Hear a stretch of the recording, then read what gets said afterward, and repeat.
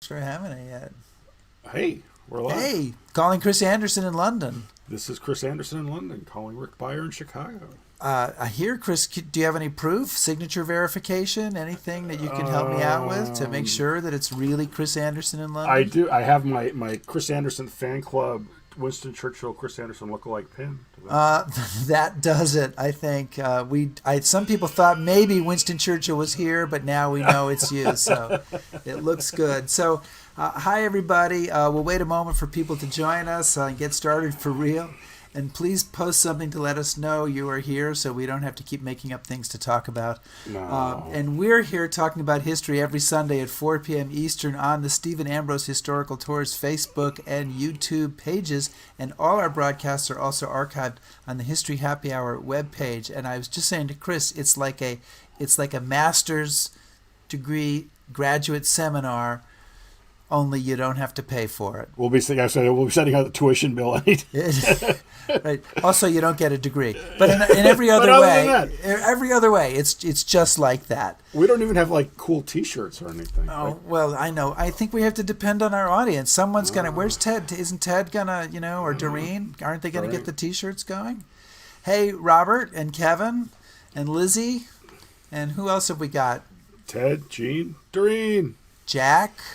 Hey, Lizzie. And we may have some folks here who haven't been here before, and so you'll have to learn our traditions as you go. But and we make sure welcome you don't scare them off. We welcome you, and Lizzie Borden in London. Hi. So do we have critical mass yet? I think we do. We do. Oh my God! So what does that mean we have to do? Bum.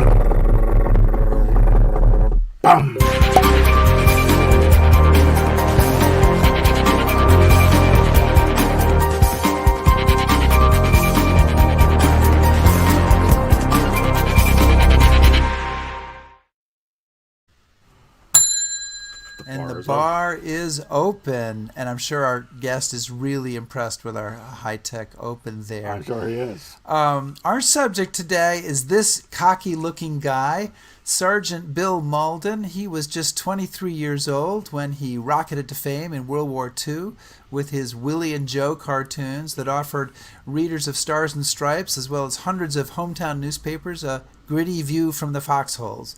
And legendary journalist Ernie Pyle declared Mauldin the finest cartoonist the war had produced, and a whole lot of World War II veterans agree with that. But what many people don't realize is, Chris, is that Mauldin had a second and even a third act as a political cartoonist, spanning another 45 years. And the two-time Pulitzer Prize winner, in the words of Chris Anderson, which I am stealing here, brought his acerbic wit and eye for the absurd to some of post-war America's most important issues and events. See, I quote you. I hope you're impressed with that. I am. And sometimes in his later cartoons, igniting the anger of the same audiences who adored his World War II work. And okay, so great cartoonist, also an actor, a writer, and at one time a candidate for Congress. So looking at his career, you shake your head and wonder how he crammed all this stuff in. And our guest today is Todd DePastino, Mauldin biographer and editor of the new book, Drawing Fire, the editorial cartoons of Bill Maudlin, and it's published by our friends at the Pritzker Military Museum and Library, just down the street here in Chicago. And it's filled with cartoons covering his entire career, not just the war career. And Todd has a PhD in history from Yale. Woo! That is good, Todd. And currently serves as executive director of the Veterans Breakfast Club, a nonprofit dedicated to sharing veteran stories with the public. Todd, welcome to History Happy Hour. Thank you for having me. You should definitely have shirts. And Chris, I think one guest should be Winston Churchill. They're always. Yeah. He's already been on the show. Oh, he has? Okay. Yeah. So Todd, what are you drinking today? I'm drinking a Pumpkin from Southern Tier Brewing, Lakewood, New York. It's not far from where I live in Pittsburgh, PA. It's kind of a heavier pumpkin ale. Right. It's pumpkin pie in a bottle. That's how it's. Oh. Yeah. And I just thought it was seasonal. You could take a look behind me. It goes with your background, yeah. I guess that. Todd's a little upsetting to us because he's actually got a way more professional setup than either Chris or I do. So with his studio there, and it's a little of concern that he's showing us up this way, but we're kind of willing to go along with it. Well, we have our own Veterans Breakfast Club happy hour, and that's why we have the setup here. I have the setup here. Excellent. Yeah. Excellent. Do it so well. And I just want to say we actually have a program called Greatest Generation Live, where we tell World War II stories, and it's on Sundays at 4, but we've preempted our program today for this. That is the most gracious thing imaginable, and we seriously appreciate that very much. And Chris, what are you drinking? Oh, I'm ashamed to say I'm drinking water. Wow. Because last night I celebrated England's victory over Ireland in football a little bit too extensively, so I'm rehydrating. Well, I have a German Hefeweizen, Whoa. figuring that without the Germans, we never would have really gotten to appreciate the cartooning of Bill Maudlin. That's true. There you go. So Todd, speaking of Bill Maudlin, since we're going to leap right in here, one of the great quotes in the book that I just loved was from his grandmother, who said that Bill was the angriest baby she ever saw. Yeah. So why was he so angry? I mean, that was the question. I mean, that was the that was the big question of the biography: is what made him such a combative personality in his entire life? If he was not dealing with a crisis, if he was not championing a cause, he was self-sabotaging. So he had to be like in the mix. He had to be mixing it up somehow. He had to be defending he had to have a cause. And boy, if he didn't have a cause, he got into trouble. So political cartooning was just the perfect career for him. Because when you're a political cartoonist, you don't make rational arguments. You don't. You commit every cognitive fallacy. Cognitive bias. You hit below the belt. I mean, it is not a fair fight. And that was him. He fought dirty, and he had lifelong kind of enemies, and he fought battles constantly, and usually they were for good. So, but he had a pretty rough upbringing. I mean, Yeah. I That's don't where it think came people from. realize. Yeah. Could you maybe talk just briefly about where He he's was coming from? He was a hillbilly, as a self-described hillbilly from the mountains of southern New Mexico. His father was a kind of a professional hellraiser, a World War I veteran who had been gassed in World War I. He was a heavy drinker. He was a very smart guy, an apple farmer, but he was unsteady, unstable. He liked to settle disputes in southern New Mexico with his revolver. His mother was also unsteady and unstable. They got divorced when Mauldin was 14 years old. So he and his older brother, age 15, pulled an old Model T Ford from the family junk pile and drove it to Phoenix and started new lives on their own together, ages 14 and 15 in 1936. As you would, right? Wow. I mean, the guy raised himself, and he was considered. I mean, in Alamogordo, or where he was from, Mountain Park, New Mexico, he was considered kind of the runt of the litter. He was sickly as a child. He had rickets. He had tuberculosis. He was small in stature. He had these strange big ears. He said they were like open doors on a taxi cab. And he got into more fights than anybody on the mountain, and he lost every one of them, he said. So he had this prickly personality, but the one thing that he did have was intellectual genius. I mean, the kid was kind of drawing pretty elaborate drawings at age 3 or 4. He was reading novels at age 5 or 6. He was, he could do puzzles and mathematic computations, but kind of where he came from, it didn't really matter because he couldn't carry out regular farm chores. So, but a couple members of his family, a maternal grandmother, saw promise in him and kind of fed his intellectual curiosity. And that in the end is absolutely what saved him. He becomes famous, world famous at age 23 as a cartoonist in Europe. But it's not an overnight success, really, because what leads up to it is a tremendous amount of effort and work ethic and preparation and sort of self-imposed training. It's pretty incredible. Yeah, it was a severe regimen. It was very much akin in the biography. I compare it to Jack London. I mean, Jack London at age 16, age 18, realized he did not want to be a manual laborer, so he taught himself how to write. Bill Maudlin did the same thing. He taught himself how to cartoon. He had no money, he had no formal training, he had dropped out of high school, so he knew that. But he could have done a lot of different things, but he knew cartooning was probably the thing that he could make the most amount of money the quickest with. And so he began cartooning professionally at age 13, 14, even before he left Mountain Park, New Mexico. And he had enough money at $500 to put himself through 1 year at the Chicago Academy of Fine Arts. And he had this demanding regimen every night, that 1 year in Chicago, where every single night he did 10 original cartoons. Wow. And sent them out to 10 magazines every single night for 1 full year. He ended up selling just like 6 or 7. But to it's Arizona actually highways. it's even cooler than that, and we're pulling. You talk about this in Drawing Fire. He's sending out cartoons he's sending 10 cartoons to the New Yorker, but he's getting the rejection notices from the ones he sent a week before, and now he's putting them in another envelope and sending them to the next magazine down the tier. And in any night, he's got about 10 different envelopes of cartoons going out. Completely shuffling the envelopes every night. He would go to bed at 3 or 4 a.m. He would smoke cigarettes and stay up all night. And yeah, he'd take the New Yorker rejection cartoon, put it in the Collier's envelope, post that one, then take the Collier's rejection cartoon, put it in the Saturday Evening Post envelope. I mean, and he did that every single night. 10 original ideas. And he said what he taught him was, it taught him how to come up with ideas quickly and how to draw quickly, compose. When you're a political cartoonist, you have to be original, funny, insightful all at once every day. That's a really hard job. You are under a tight deadline and you have to produce.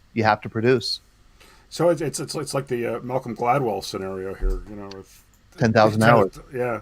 So Definitely. I mean, obviously he had some natural talents and he had that one semester, but two questions. One is, did you encounter anything where he said, I saw a cartoon by X and that inspired me, or he just doodled and he kind of arrived at this by himself? I mean, he would absolutely. He would never talk about his inspiration. He would say that his inspiration was an article in Popular Mechanics that said that Chick Young, who created Blondie, made $100,000 a year. That was his inspiration. He wanted to escape poverty. Sure. Now, he was an artist. He was a serious artist. And I think secretly he took himself seriously as an artist, but he would never admit that. He would say, I'm a cartoonist, which is what you call a failed artist. Right.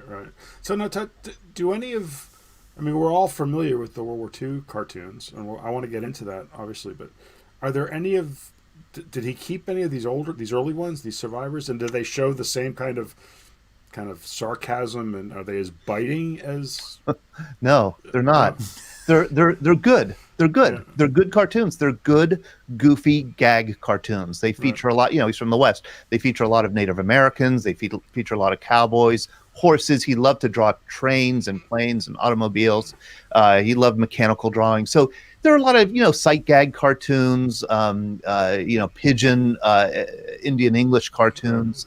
But the cartoons turn really serious once he experiences combat for the first time. And one riddle I never quite unlocked was how his style changed so dramatically, so quickly in the mountains of southern Italy during the Italian campaign. It's like he got shot at for the first time, and his whole style changed very rapidly. There's so to kind of get to that point, it's worth mentioning that. Because he's not making enough money as an artist there in the West, he enlists. He's serving as an infantryman in the 45th Division and doing a little part-time cartooning for the division newspaper. They go over to Italy, and eventually, as things work out, he hooks up with Stars and Stripes and becomes a full-time cartoonist for the 45th Division magazine or newspaper, then for Stars and Stripes. Go ahead. You wouldn't mind me interrupting you. I want to share my screen to show go ahead. A kind of cartoon that he was doing in training with the 45th Infantry Division. He joined the 45th Division in September of 1940, right before it was federalized. Actually, he joined the Arizona National Guard right before it was federalized and made part of the 45th Division, and so he wasn't given a medical, he wasn't given a any kind of medical review. He said they kind of counted my eyes. They didn't really look at him. If he had been examined, he would have not been able to enter the army because he was underweight and malnourished. He joined the army because he was hungry. He needed 3 meals a day. He was unemployed, and he immediately volunteered to do cartoons for the 45th Infantry Division News. And these are the kind of cartoons he was doing right away. He loved the infantry, but you could see there's Joe, the Indian, sitting down. He's a Choctaw Indian. The 45th Division was probably the most ethnically diverse division in a racially segregated military that the U.S. had. There were a large number of Native Americans in that division, as well as a large number of Mexican Americans. And Bill was in a minority of Anglos in the division. So you have the soldier on the right sitting down is Joe. He's a Choctaw Indian. And then you have a soldier on the left who's Willie.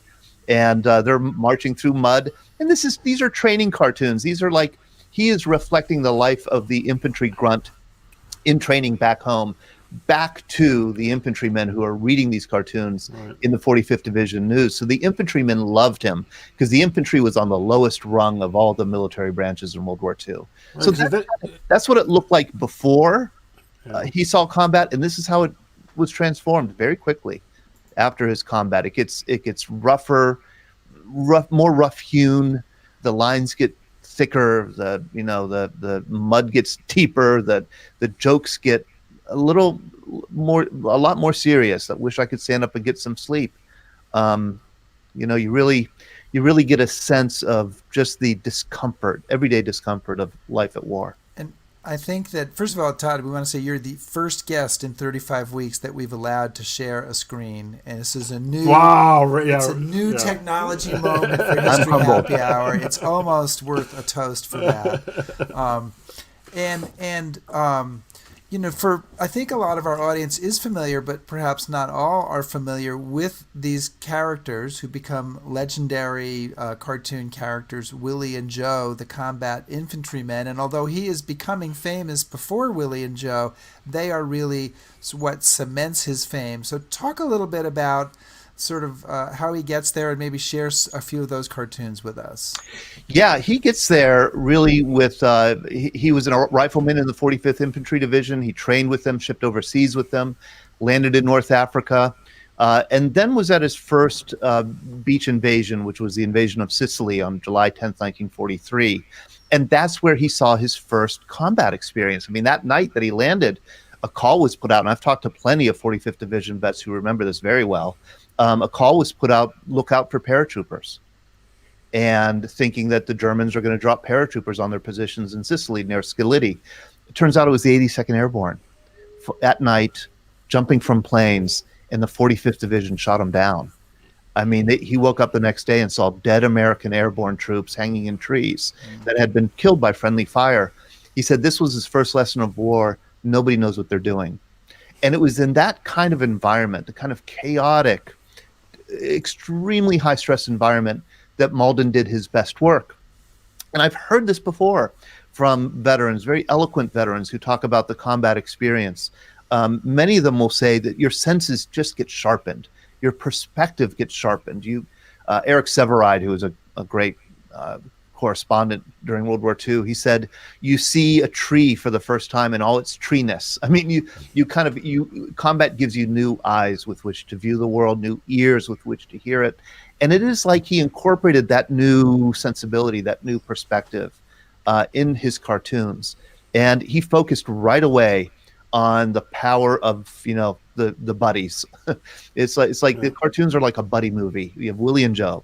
They're two buddies, and he always imagined them as very different. They would never have been friends in ordinary life. One was older, one was younger, one was maybe conservative, one was liberal, one was maybe more educated. And he said, but the thing about combat is you become closer than you are even to your own family. And so they had this bond that was unbreakable. They supported each other and they saved each other. And that was the ethic, I think, that pushed, and the sweetness. The beauty, his cartoons are really about love. Mm-hmm. That's what they're really about. a kind of love that's hard to capture and hard for those who don't experience combat to understand. Well, one of the things that I find very compelling too is that he becomes famous, and he's achieved that thing that he wanted, which is fame and financial. But as you said, from that first combat experience, he picks the infantry and he says, "I'm telling their story, and my audience is them. And if all you people in the other branches and the public and civilians, if you want to come along for the ride, that's great." But he doesn't really, leave that audience. Yeah. Which I find really kind of interesting. He doesn't. And it's hard for us to think back to 1941, 1942 even, when the infantry really, I had mentioned, was on the lowest rung of the military hierarchy. I mean, all the publicity was going to the elite groups, Army Rangers and the Marine Corps and airborne troops, and everybody wanted to be a fighter pilot or even a bomber pilot. Even the Merchant Marine had their own movie with Humphrey Bogart. Right. Construction battalions, naval construction battalions had their own movie.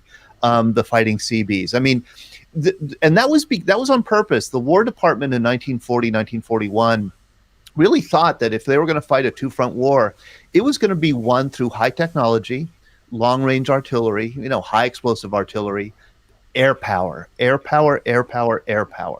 That Army infantry was going to really just kind of sweep in to police up after elite units had already taken the ground. So the infantry is where you ended up if you were like Mauldin, unemployed. The infantry was where you ended up if you had never worn shoes, if you had no skills, if you couldn't read or write, if you came from the kind of background that Bill Maudlin came from.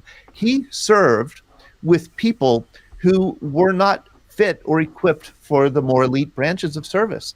And so the infantry was derided. It was neglected. They got World War I vintage equipment. They were given no respect. I mean, truly no respect and no publicity. Mauldin was really one of the first, along with the great Ernie Pyle, to cast attention onto the critical role of the infantry, because it was there where Mauldin was in Italy in 1943 that the War Department realized they were wrong, that they were going to need masses of infantry to win this war. It was going to be a long, difficult slog, and no amount of air power was ever going to evict the Germans from those mountains of southern Italy. And maybe, Todd, you can pull up a couple more of the Willie and Joe cartoons if you have them there on ready to go. But as you're doing that, what I was going to say is, one of the things that a lot of veterans talk about that is upsetting to them, probably the two things that are most upsetting, and they're really the same thing. One is anything that's chicken shit, right? Mm-hmm. And the other thing is officers. And I just showed an officer cartoon. Yeah. Well, pull that up again, because I just haven't brought it up yet. We're experimenting with this technology, folks. It's I know you just praised me for no pressure, Todd. And I'm really screwing it up here. I do praise you. Here we go. But anyway, and I wanted to say that there was a Ghost Army soldier. Ghost Army, we all have to take a drink. And for anybody who doesn't know what that is, that's the 23rd Headquarters Special Troops Deception Unit. And Rick would be happy to tell you more about it later. And call me, we'll talk. He wrote in his diary one day, we're eating by rank, he said, meaning that the officers are getting better food than the enlisted men. I wish I could shit on every officer in my company. And so it seems to me that this attitude, as chicken shit, and as expressed by Bob Tompkins, that this is pretty much in line with the sort of the troublemaking attitude of Bill Maudlin. Yeah, man, that was it. Yeah, the gap between enlisted men and officers was really big in World War II, far bigger than it is today, or that it would be in Korea or Vietnam. And so there was a lot of rancor between, especially officers in the rear, and then combat enlisted men in the front. And I want to point out this cartoon, Wish to Hell I Wasn't Housebroke. And I ask the viewers to just look at it. This is the only reference I know of during World War II to like a really fundamental fact of life in combat on the front lines. When you're stuck in a foxhole for days or weeks on end, like these men were, when you have to go, you have to choose between kind of exposing yourself to fire or going in your own foxhole. And this was just like an everyday indignity and everyday discomfort. Nobody back home ever thought about this at all. Why would you ever think about it? But Mauldin was bringing just tiny little slices of life like this back to the home front. And that's why I think the home front was so riveted. They had no idea the conditions under which these men were living. And I think that's also, we talked about Pyle. Pyle is a great admirer of Bill, and he says his cartoons are good. They're funny, yeah, but they're good because they're real. They're authentic. And so, he's giving a window on something that, no idea. The socks, the trench foot was such a big problem. Medical science still doesn't know why our feet can't handle water for a long time. But if our feet are wet for more than a few days at a time, bad things start to happen. You could get your feet amputated. So trench foot was a really big problem in Italy. Dry socks was critical. Every infantryman in Italy would understand and appreciate this cartoon. But the folks back home just kind of scratched their heads. What are they talking about? Yeah. And then here's a classic officer. Beautiful view. Is there one for the enlisted men? That was very much, Mauldin was a three-stripe sergeant. He came out of the Army a three-stripe sergeant, and he was a champion of the enlisted men, and he was a champion of the infantry. His entire life he was. One of the stories, I just want to stick it in here. Todd and Rick and I, we talked about this before the show, but years and years ago, when I still collected military antiques, I had a photo album of an infantry soldier, and Bill Maudlin comes to visit the unit. And it's after Bill has achieved some fame because he's got his jump boots and he's showed up in his Jeep. And there must be about 20 photographs. Every single one of them, Bill is with an enlisted person. There's not a single officer in any of the photographs, which I think says an awful lot. Yes. He, officers generally didn't like Mauldin. There absolutely was a conspiracy to try and remove his cartoons from Stars and Stripes. And again, I want to remind our viewers that Stars and Stripes had the largest circulation of any newspaper in the world in 1944, 1945. So when Mauldin gets plucked from the 45th Division in early 1944 and put on Stars and Stripes, it's like going from the Paducah Gazette to the New York Times overnight. I mean, it's just, he's exposed now to millions of readers around the world. And there were a lot of officers who didn't like it. They didn't like his messy characters. They didn't like his sardonic attitude, his anti-officer attitude. Yeah, didn't square. And one of those officers was General George S. Patton, wasn't he? Tell us a little bit about that. Yeah, Patton, Patton, he didn't seem to have much of a sense of humor, so I don't think he ever really got a lot of the humor, but he saw Mauldin's cartoons for the first time in Sicily in the 45th Division News. And what he didn't like about them was that they were disheveled. Patton was spit and polish. He was your helmet had to be polished. You had to wear a tie in combat in a foxhole. You had to always look good. And Willie and Joe looked anything but good. They were as disheveled as they could possibly be. 5 o'clock shadow constantly, always dirty, always muddy, always slightly out of uniform. And Patton saw the cartoons in the 45th Division News, and he went to the commander of the 45th Division, a general named Troy Middleton, and he said to Middleton, "Get rid of that cartoonist." And Middleton said, "I can't get rid of Mauldin. My men love him. If I get rid of him, I'll have a mutiny on my hands." And Patton said, "I don't care. Get rid of him." And Middleton said, "Put it in writing, please." And Patton never got around to putting it in writing because he was soon pulled out of Sicily, if you remember, because he slapped a couple soldiers. He accused of malingering.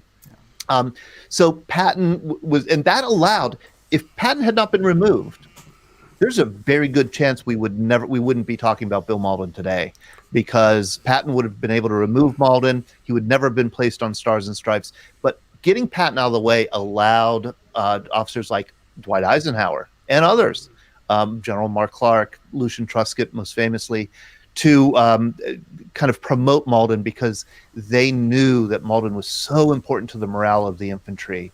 And then Patton and Mauldin would meet again in 1945. We don't want to ruin that. We'll save that. Yeah. So Todd, how did Bill get plucked to go to Stars and Stripes? Because as you said, it's such a big step. I mean, who finds him or who says, "Hey, this guy here"? Great question. Yeah, that was a question. You get the great question, Chris. Yeah. What's that mean? Well, Do I that you drink? said great. No, that he won a great question Ghost award. Army? Okay. You got Ghost Army, yeah. I'm sorry. Now we're confusing Todd. It's a lot going on, Todd. So It is a lot. Let him answer my great question. You didn't have to drink there. Go ahead, please. Yeah, no, he was, what really promoted Mauldin was just what I was talking about before, the recognition in two recognitions in the September, October, November of 1943 by the War Department. The first was that infantry's critical. Like, we're going to need masses of infantry to win this war. There was something, they started canceling programs. They started washing out pilots, putting them in the infantry. I mean, packing the infantry for the horrendous beach invasions they knew were going to come. And it was a morale lowering experience to be taken from, the Air Corps and put in the infantry. And so they needed to kind of promote the infantry, but nobody was buying that the infantry was, this gung-ho branch of service. But what people did respond to, infantrymen especially, were the Willie and Joe images. They represented kind of the infantry attitude, the rugged independence of the infantry. But do you know, I mean, who it was that said, "Hey, God, this cartoon, we got to get him on Stars and Stripes"? It was the Stars and Stripes editors themselves. Yeah. Oh yeah, it was the Naples edition of Stars and Stripes. Recognized the genius of Mauldin, and really worked to get him on Stars and Stripes. Stars and Stripes was unusual, although it was a global newspaper. Each edition was fiercely independent. There were many different editions, a dozen different editions around the world. So London had an edition, Paris had an edition, Naples, Rome, and they each were slightly different. They each had, they were manned by different kind of officers and with different political bent. And it just so happened that the Naples office was really pro-infantry and really believed that the infantry was getting a raw deal. And so they loved Ernie Pyle, and they loved Mauldin, and they knew it would be a huge coup for them to get Mauldin on Stars and Stripes. They managed to get him placed on Stars and Stripes, and it also came at a time. And I know I'm talking a lot, but it also came at a time. Well, it's your job. It's actually your job here today. It came at a time when the War Department was realizing that Americans were suffering from a problem of rising expectations. In the early part of the war, all the bond posters, all the advertisements, all the movies, everything you read about the war was good news. You got nothing but good news. Morale's always high. We're winning every battle. Our men are clean cut and eager and gung ho. They're well trained. The enemy is cutting and running. And so by September 1943, the war, there's 40% of the population who believes that World War II is going to be over by Christmas 1943. They're believing the propaganda. Yeah. And so the War Department knows that they have to sober the American people up. They have to give Americans a little dose of reality that the enemy is lethal, that the war is going to be a long, difficult slog, and that we have men overseas who are suffering more than you are back home with the coffee rationing and the sugar rationing and the gasoline rationing that you're bitching and moaning about. Don't bitch and moan about the rationing because there are men dying overseas. And for the first time, the War Department allows to be released a photo of a dead American. The first time ever. The cover of Life magazine, September 1943. Many Americans who were alive then remember seeing that picture for the first time. It was shocking. 3 dead Americans at Buna Beach, New Guinea. And Mauldin's cartoons were just perfect for that kind of new publicity campaign. They were just grim enough, they were just dark enough to kind of sober the American people and prepare them for a longer, more difficult war with higher casualties. We could probably take the whole hour talking about World War II, and I'm sure many people would enjoy that. But we do want to touch on the rest of his career. I first want to say, that we're talking with Todd DePastino, who's the editor of Drawing Fire, also wrote a biography of Mauldin called A Life Up Front, which is excellent. I'm not done with that one yet, but I'm getting there. And You haven't started, have you? I'm 100. I like him. I like him. I'm 200 pages in, for heaven's sake, and I only started on Friday, so stop it. But I want to ask you, before we deal with the post-war, I want to ask you, Todd, how did you get interested in this topic? Are you a military historian or No. a literary historian? What is your point of entry here? I see the sun is starting Oh, I to know. shine. I've got to pull my blinds, but I'd have to step away. I'm a social and cultural historian. That's how I was trained, of the Gilded Age and Progressive era. My first book was based on my dissertation, which was a history of homelessness in America, Citizen Hobo: How a Century of Homelessness Shaped America. My favorite review on Amazon of it is that, boy, is this book a snoozer. It's really a study of hobo subculture, hobo counterculture. You know how to market, man. I know. How to market. And it's more of an academic book. And as I was, finishing that book, I was really struggling with the collapse of the hobo subculture, the homeless male subculture in World War II. And I mentioned to several people, one of which was my wife's aunt, that hobos just disappear with World War II. And he was an infantry soldier in World War II, and he said they didn't disappear; they got drafted. I served with them. And he mentioned Bill Maudlin, Willie and Joe. And absolutely, I knew Willie and Joe from the Charles Schulz Peanuts tributes every year, when Snoopy goes out to quaff a few root beers with Bill Maudlin for Veterans Day. But I hadn't, looked at the cartoons closely. And I went back and looked at the cartoons, and absolutely, sure enough, they're Weary Willie in olive drab. They're the classic hobo stereotype, but in the Army. And I realized, first of all, that Mauldin is drawing off this rich cultural heritage of depicting tramps and hobos and homeless men as a cultural figure. But second, that the cartoons are just brilliant. He did 700 of these during World War II, and collectively they're one of the great masterpieces of the 20th century. They show you a slice of what it's like to serve in the military, what it's like to serve in war that I'd never seen before. And furthermore, he wasn't much studied. He was kind of served as a cameo, as a walk-on in histories of World War II. But the more I found out about his life, and 3 marriages and 8 children, and last wife younger than 3 of his children, and he ran for Congress and quit cartooning, and became a political cartoonist, a Hollywood actor. Just the whole story. He's such a charismatic figure that it was just irresistible as a subject of a biography. So I wrote a letter to the family. This is, anybody who's working on a biography knows this process. You figure, if you're going to write a biography of somebody, now it's time to approach the family. And this is when it gets hairy, because sometimes families don't want to have a honest depiction of they don't want to cooperate. I wrote a letter to one of his sons, David Mauldin, and then followed up with a phone call. And David said, oh man, do we want Dad's art to be taken seriously? He was such a great artist. It's wonderful to have a scholar who's seriously interested in his work. And please make sure to talk about what a son of a bitch he was. And it's that's like a dream for a biography. A family that understands the historical and cultural importance of the figure, but is willing to face the warts and all kind of approach of a serious biography. Now, if you've got one more Willie and Joe cartoon that you can put up, do you? Yeah. Put it up. We'll talk about it for a minute. Will you go shut the blinds? All right? All right. You're going to feel better.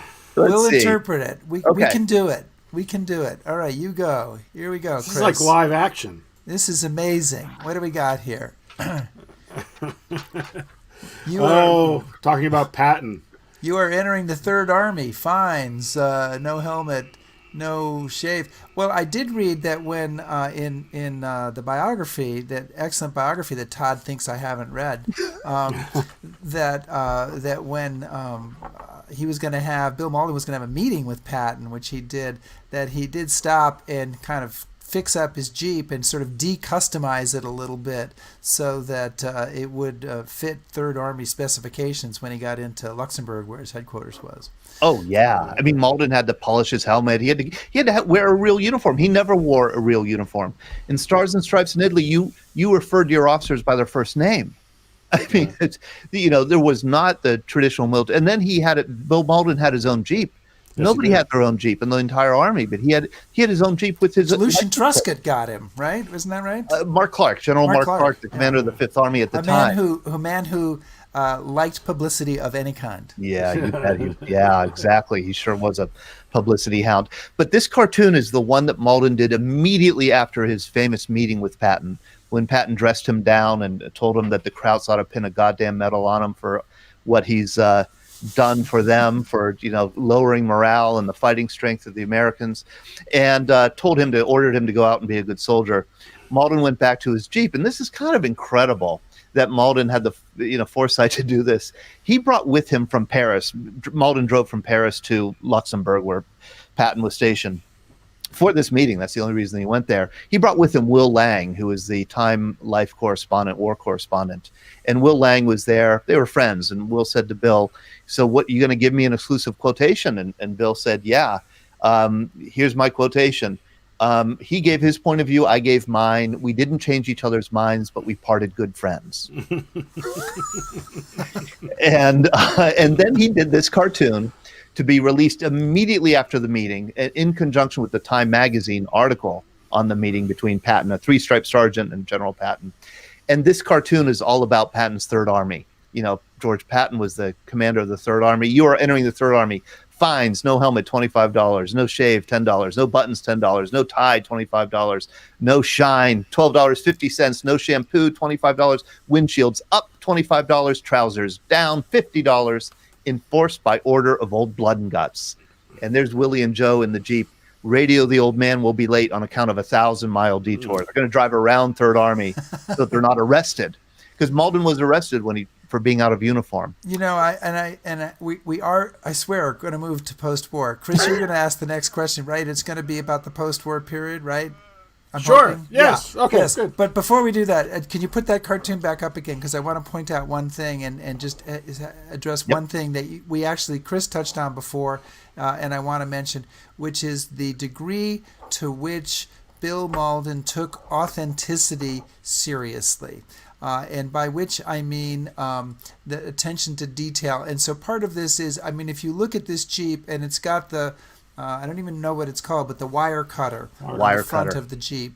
It's got a box, it's not bungeed because they didn't have bungee, but it's got a box tied to the top of the Jeep. Whenever he depicts equipment that infantrymen are using, it's extremely important to him to be accurate in every detail. Yep. So I just found that really interesting. Yeah, he said, boy, if you don't get it right, and I just know this working with veterans. I'm not a veteran, but I've worked with veterans for 12 years. Yeah, if you get a little detail wrong about any piece of equipment that they use, man, you hear it. If you call a ship a boat or a boat a ship to a sailor, you hear it. You get corrected right away. Yeah, it's so important because as an infantryman, you live, everything that you have, you carry with you. So you live with very few pieces of equipment. Those pieces of equipment are essential to your life, and they resent seeing it depicted wrong. So Todd, can I move on now, Rick? Please. Okay, good. We could, obviously talk about the war for the whole show, but I really want to kind of start getting a little bit into his post-war career because I don't think people know enough about it. So he's 23. He's got the Pulitzer. He's famous cartoonist. He could go on. And Ernie Pyle kind of sits him down and says, "Stop. Take off. Stop cartooning. Get away from all of it if you want to be good." So he gets involved in a whole bunch of other things. So what are some of the other things he gets involved with? And then how does he come back to cartooning? Yeah. I will rush through this story because it's so fascinating. He comes home. He's married and has a child he's never seen. He hasn't seen his wife in a couple years. He comes home. He had left, poor Bill Maudlin. Comes home a millionaire and a celebrity. One of his first days home, he has tea with Eleanor Roosevelt. Seriously, he's meeting. We've all done that. Yeah, he's meeting with celebrities are contacting him because they want to meet him. so he tries to kind of fit in back home, and it just is not working. And he wants to take Ernie Pyle's advice seriously. He wants to get out of cartooning. He said, I was like an 18-year-old kid when I joined the Army. I don't know what it's like to be an adult, a civilian. I need time away. And the syndicate, United Feature Syndicate, would not let him out of the contract. They knew he was a gold mine for them. And so he started cartooning about post-war life. And a lot of it was just about domestic rubs with his wife and, Willie and Joe trying to get a job. But over time, the marriage fell apart very quickly. But over time, he really begins to be haunted by how do you justify the catastrophe that I was witness to in World War II. I mean, he saw death and destruction everywhere. And the worse the war got, the richer he became. The worse the war got, the better his cartoons got, and the more important he became. And he lived with that guilt his entire life. He not only survived the war, it's like beyond survivor's guilt. He not only survived the war, he got rich off the war. And he was a war profiteer, I think, deep down. I think that's what he worried that he was. So he was always looking for a way to justify the war. And the way he ended up coming down in the fall of 1945 on was that, the war is justified if America is made better and if the world is made more peaceful and more equal and, freer because of the war. So he really started kind of campaigning for civil rights. This is in 1945, 1946. Equal rights, civil liberties, not rushing into World War III with the Soviet Union. He becomes very political very fast, and man, did readers turn against him for that. Do you have a couple of those to show? Yeah. Because he paints a very, we have this image of America after the war, of the guys came home and it was great, and, the veterans build America. But he shows a side of post-war America very often that's kind of challenges that. Yeah, there was a real resurgence of the Ku Klux Klan in 1945, 1946 after the war. There were some high-profile lynchings of African-American soldiers in the South after World War II. There was widespread discrimination, as you probably know, against Japanese Americans in California. And what bothered Bill about that was that he had been witness and friends with members of the 442nd Regimental Combat Team, the Nisei combat element that fought with such valor in Italy and southern France and Germany.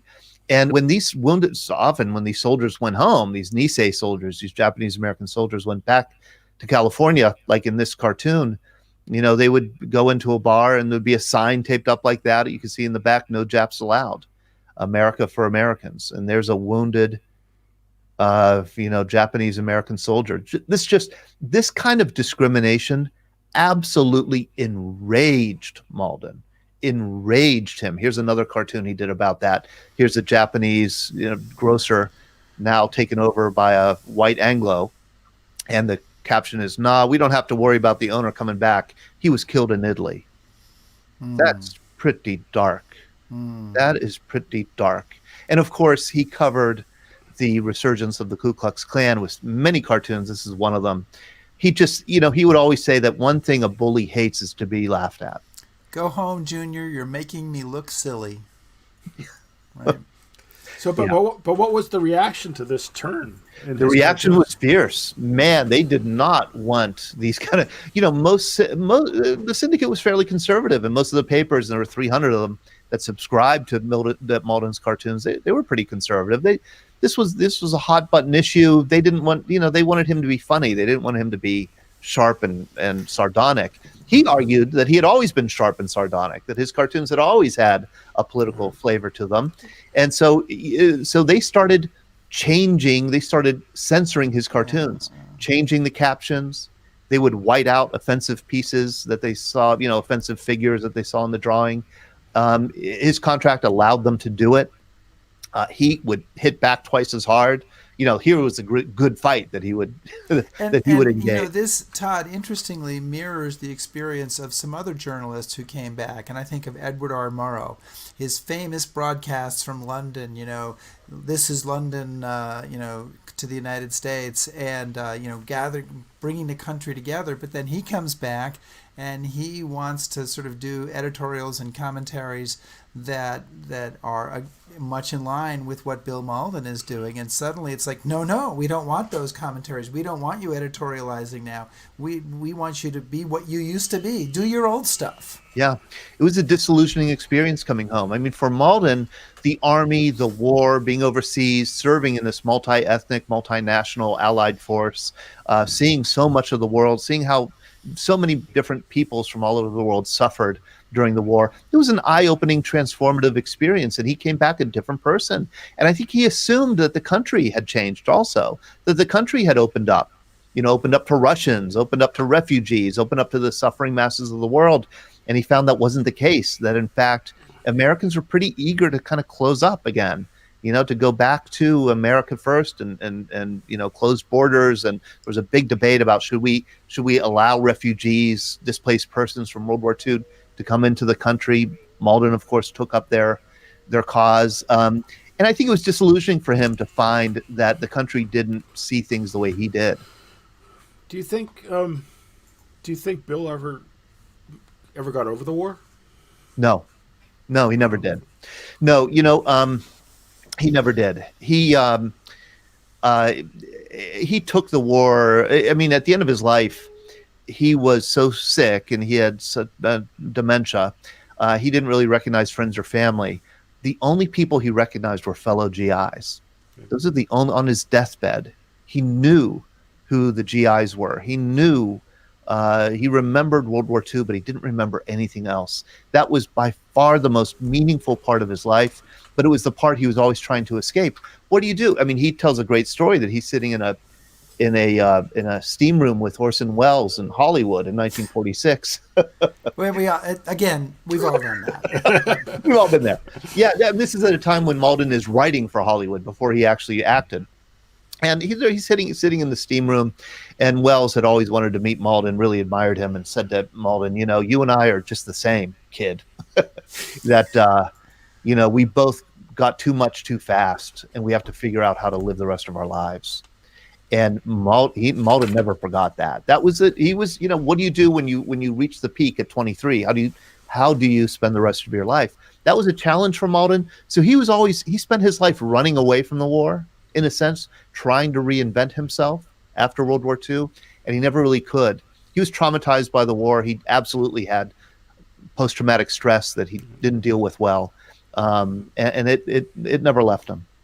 Well, and is his he kind of has this intermission where he leaves cartooning, and I think we're going to have to kind of skip over it. But he's you're trying to move me along, and I understand. I am. Yeah, he's in a movie with Audie Murphy, Red Badge of Courage. He runs for Congress in New York. He writes a book about his childhood. He becomes an airplane pilot. Yeah, but he goes back to cartooning, and he is still successful, but he's now it's a much more of a political cartooning. Yeah, the guy's a genius. He gets back into political cartooning in 1958 with the St. Louis Post-Dispatch. He spends 4 years there.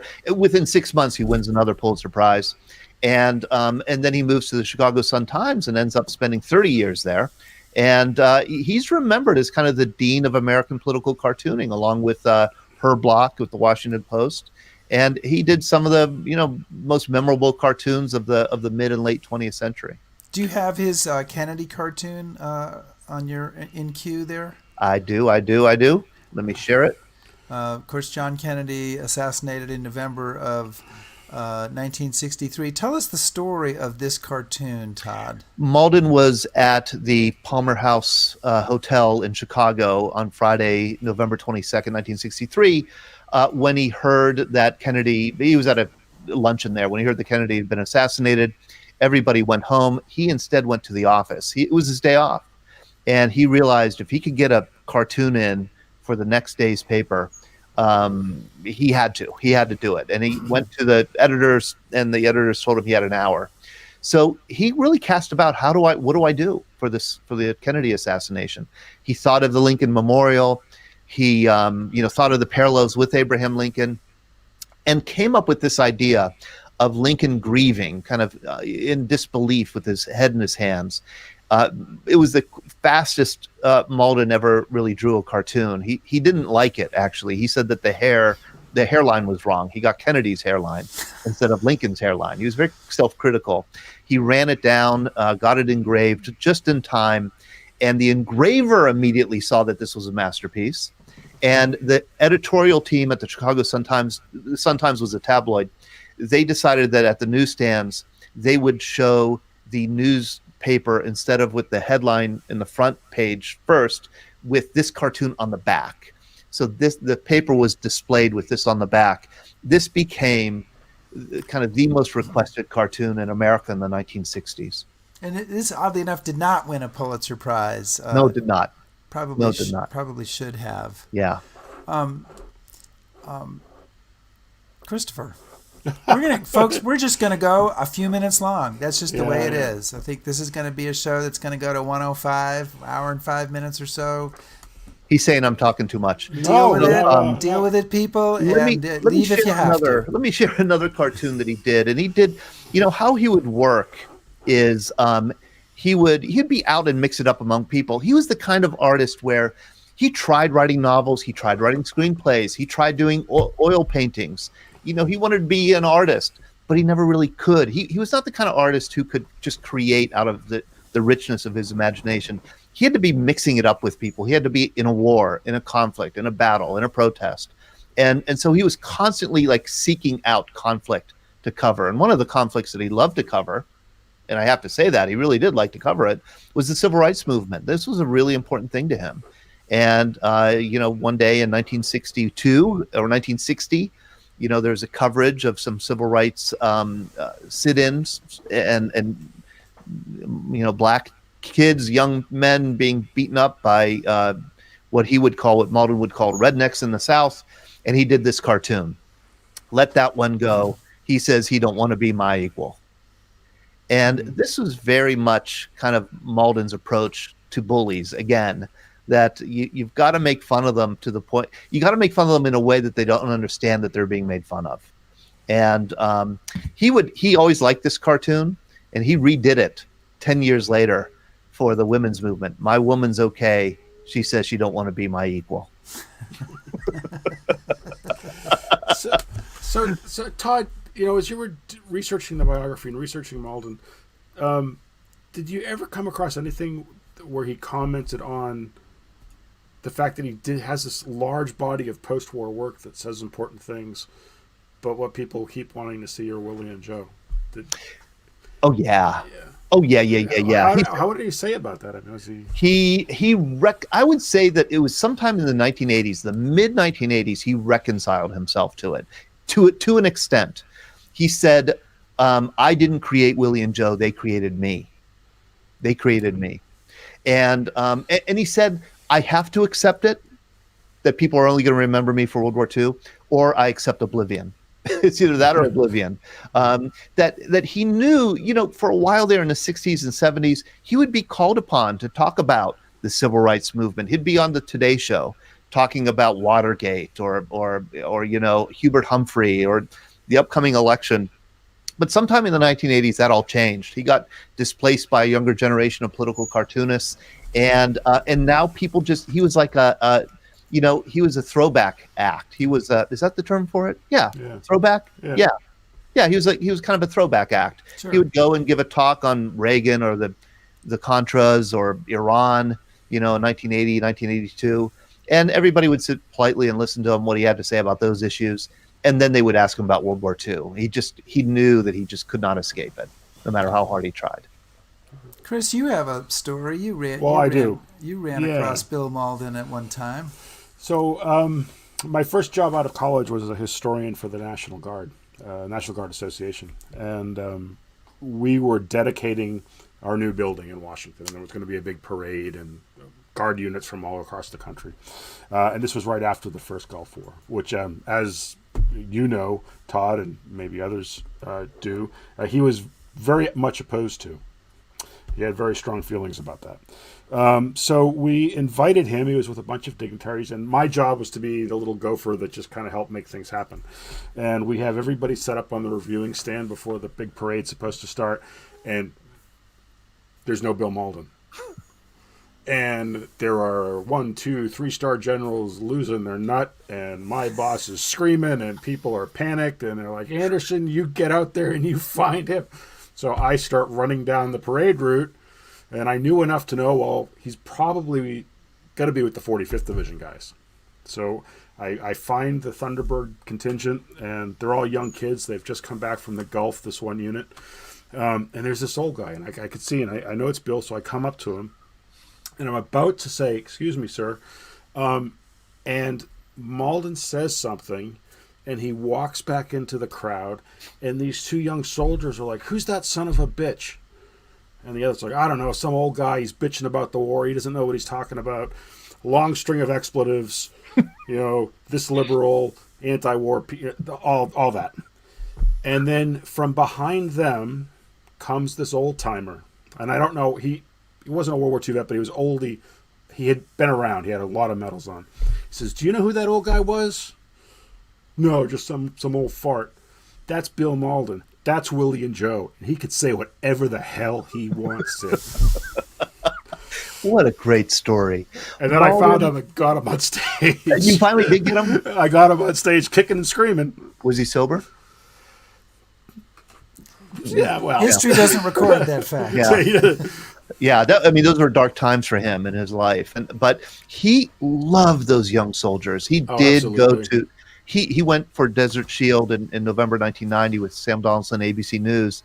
And he absolutely they had no idea who he was, but he loved them. He said, every one of them is my son and grandson. Yep. He would do anything for them. You could see him in the crowd, even though he was clearly having an argument with these 2 young kids. He was right in the middle of them, enlisted guys. His arguments with those enlisted soldiers, that was a family argument. Yep. He saw them as his family. Absolutely. Yeah. We before we go, Todd, I want to touch on one more thing, which is, and there's so much more. We're getting a lot of great positive feedback for this show. I'm sure it has nothing to do with you and everything to do with the wonderful questions Chris and I are asking you. But, the soldiers were his hero.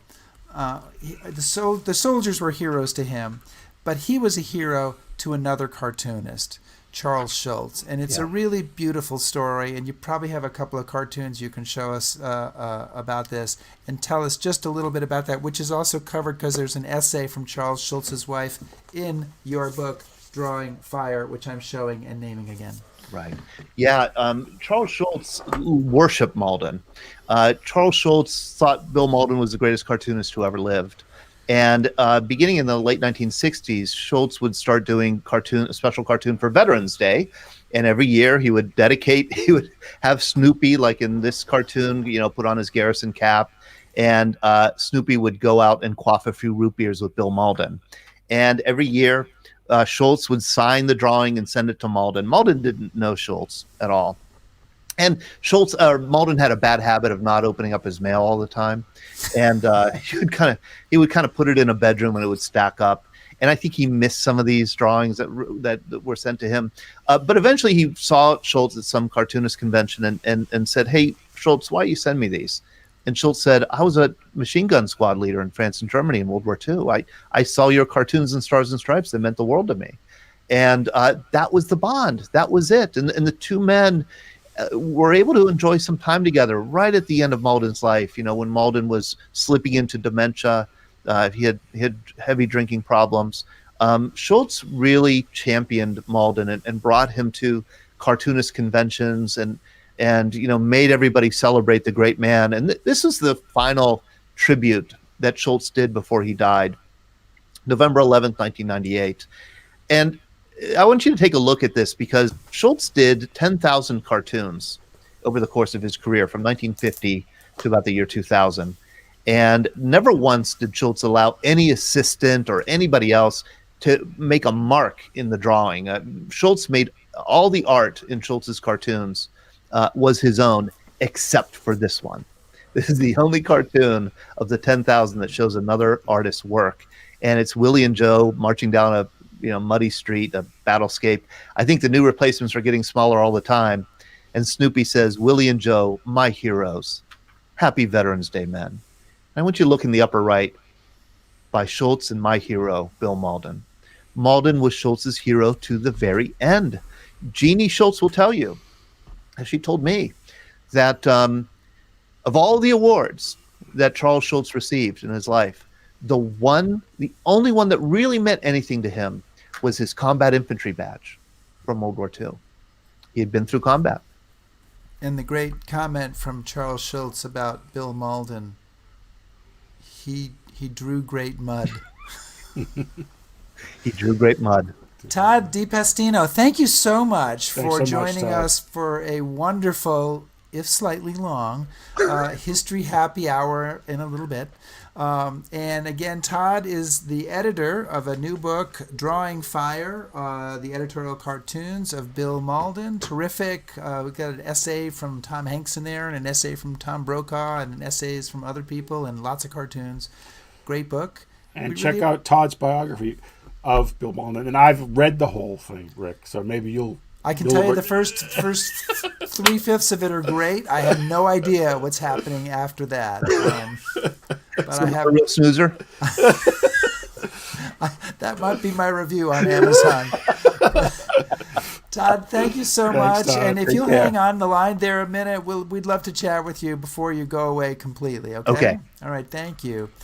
Wow, Chris, a great show there.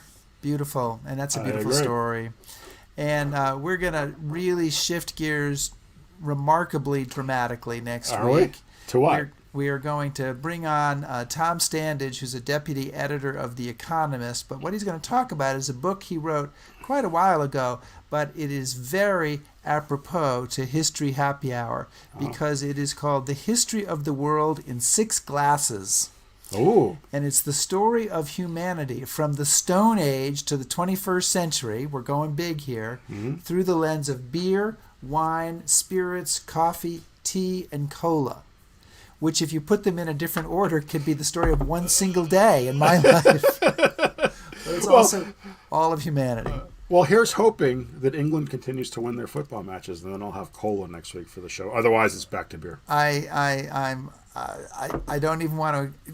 Never mind. Not going there at all. Okay. It's been fun. Thank you, everybody, so safe, much for joining us. everybody. I am only sorry that we couldn't get in more of your questions, but it was action-packed, and we appreciate everybody being here. Thank you so much.